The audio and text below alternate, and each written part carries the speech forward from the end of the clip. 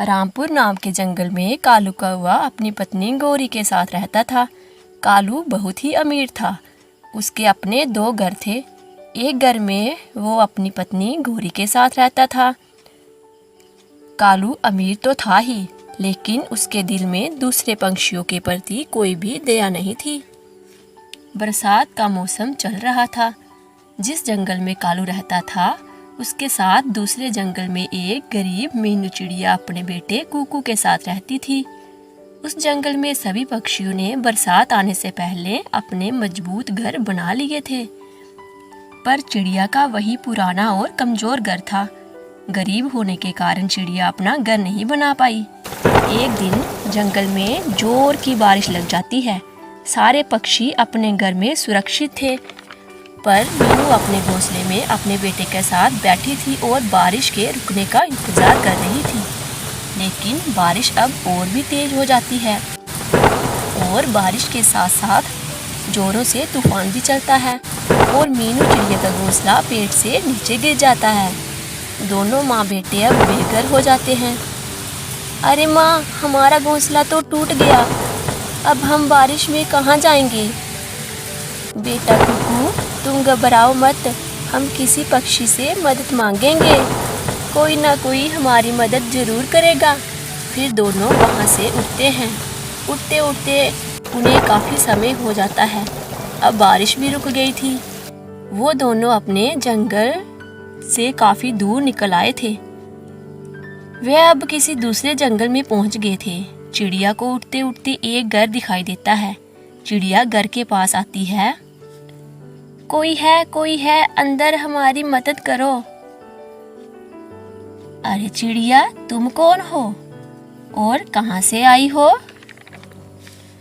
कालू भैया, मैं दूसरे जंगल से आई हूँ।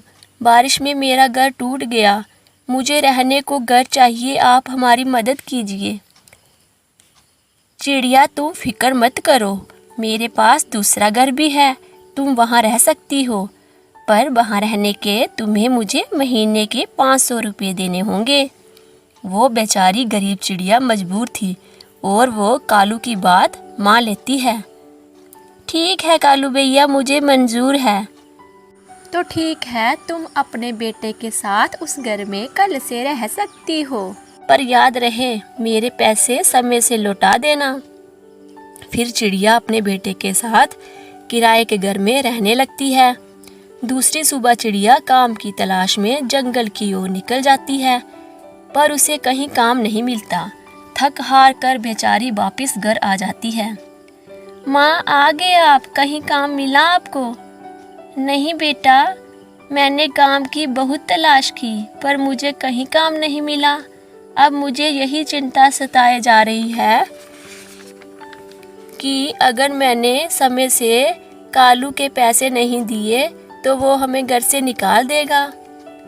माँ, आप चिंता मत करो, कहीं ना कहीं कोई ना कोई आपको काम जरूर दे देगा। दूसरे दिन चिड़िया उल्लू सेठ के पास काम मांगने जाती है। चिड़िया, तुम्हें आज से मेरे इन टमाटर के खेतों में काम करना है, तुम कल से काम पर आ जाना। दूसरे दिन चिड़िया काम पर आ जाती है।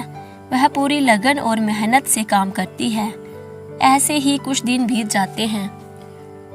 सेठ जी, मुझे कुछ पैसों की जरूरत है, मुझे कुछ पैसे दे दीजिए, मुझे कालू कौवे को घर का किराया देना है, नहीं तो वो हम माँ बेटे को घर से निकाल देगा। चिड़िया, अभी मेरे पास पैसे नहीं हैं, तुम्हें तो कुछ दिन ही हुए हैं काम करते और तुम पैसे मांग रही हो। मेरे पास तुम्हें देने के लिए पैसे नहीं हैं, चलो आओ यहाँ से। चिड़िया बेचारी निराश होकर वहाँ से चली आती है। जैसे ही वह घर आती है, चिड़िया देखती है कालू उसके घर आया था। अरे चिड़िया, मेरे घर का किराया दो, आज पूरा 1 महीना हो गया है।